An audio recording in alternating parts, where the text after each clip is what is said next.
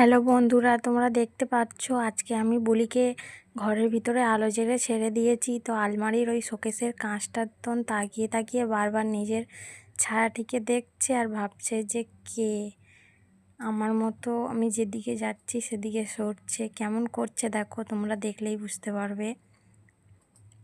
মানে নিজের ছায়া দেখে তো নিজেই খালি চারিদিকে এদিক ওদিক করছে।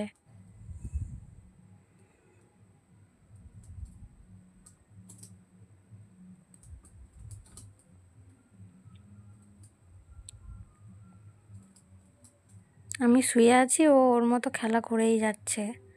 ডাকছি কাছে করে, আসবে না, জানে এক্ষুনি ধরে ঢুকিয়ে দেবে ঘরের ভিতরে আবার।